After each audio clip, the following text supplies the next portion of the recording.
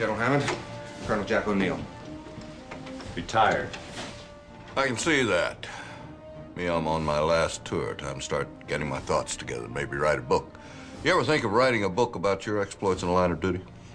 I've thought about it, but then I'd have to shoot anyone that actually read it. That's a joke, sir. Yes, of course.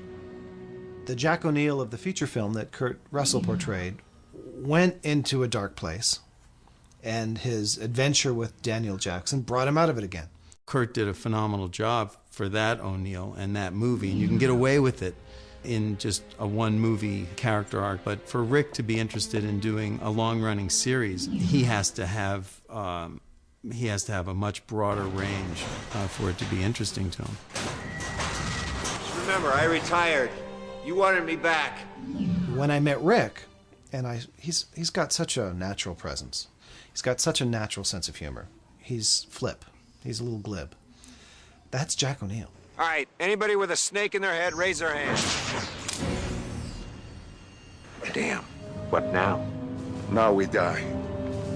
Well, that's a bad plan. Lately, I get this weird feeling when I'm near Teal'c. Hey, who doesn't? Well, this sucks. I want to make sure you get one thing right. It's O'Neill, with 2 L's. There's another Colonel O'Neill with only 1 L. He has no sense of humor at all. Kurt Russell is just, he's a phenomenal guy, and he did a great job with it, with the character. And but I knew just by looking at his hair that I couldn't do that. I mean, who can do that with their hair? The type of humor that I appreciate most is mostly British humor, but my favorite show on television is The Simpsons, and partially because it is just it's a cartoon, first of all, but it's also smart. I remember something. There's a man. He's bald and wears a short-sleeved shirt, and somehow he's very important to me. I think his name is Homer. Doesn't ring a bell. When Jonathan and I were first conceiving her character, I was concerned, and arguably so, that we were creating a superwoman. She was a military officer. She was a physicist. She was beautiful. She was perfect. She had a lot of those attributes that make a character ring false if it's not portrayed correctly. Sam Carter was very linear. She was one-dimensional in that she was this out-to-prove herself feminist sitting on her soapbox with this raging diatribe about equality, which I personally, as a feminist, found really tired and really boring. I take it you're Colonel O'Neill. Captain Samantha Carter reporting, sir. But of course you go by Sam. You don't have to worry, Major. I played with dolls when I was a kid. So I talked to the writers about it and said, A, women don't talk like this. B, why can't she just be a member of this team without constantly raising the flag that she's a woman? Well, that was refreshing. She's she's, I think, an integral member of SG-1. She loves the people that she works with and would die for them. And that's something I really like about her, is her incredible loyalty. And she's starting to warm up a bit and have some fun. What you doing? They salvaged a couple of replicator pieces from the ocean. I thought I'd have a look.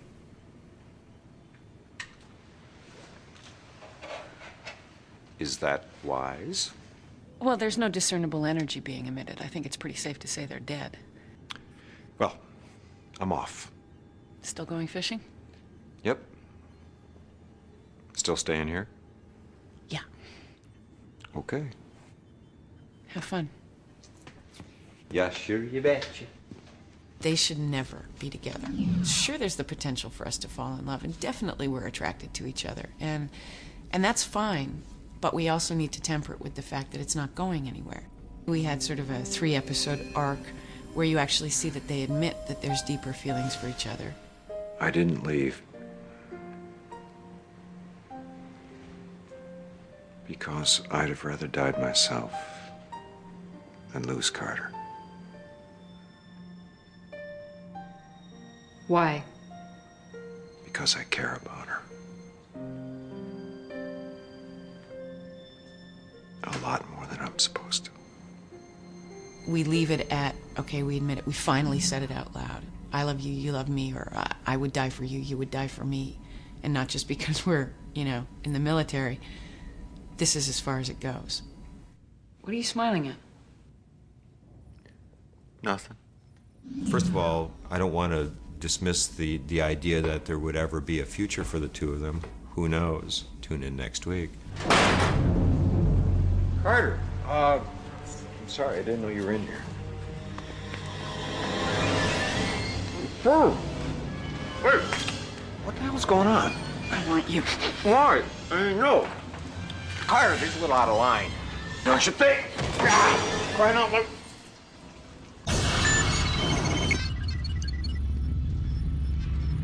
Chahadi!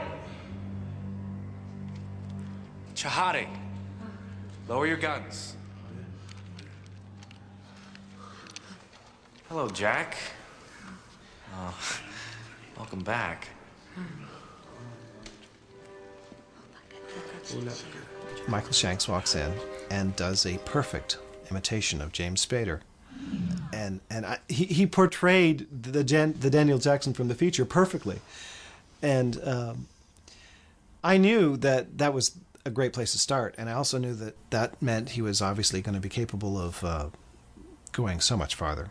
And I think over the course of the last 4 seasons, Daniel has grown from the archaeologist nerd that he began as, and he's become a capable soldier. You should see him with a P90 running down the halls in episode 1 of season 5. I think the best way to put it is he is a type of moral conscience for the team. He started off being that, you know, token translator, but due to the nature of our show, we can't exactly have every alien race speaking another language, so he's become more of a moral center to the team, and he's the person who tries to see outside of the box.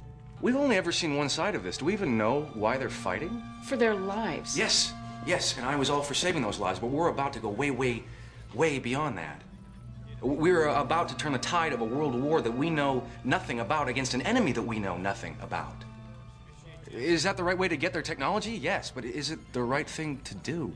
He adds that other dimension of, well, let's look at this more as human beings than as some people who have to follow orders to achieve a goal. So I think he's the naive one. He's the more innocent one, but he's also, I think, the believer in the best of human nature. Don't shoot! Ka! Ka! Daniel, What did you just say? I think I just asked him not to kill me. and they're buying that?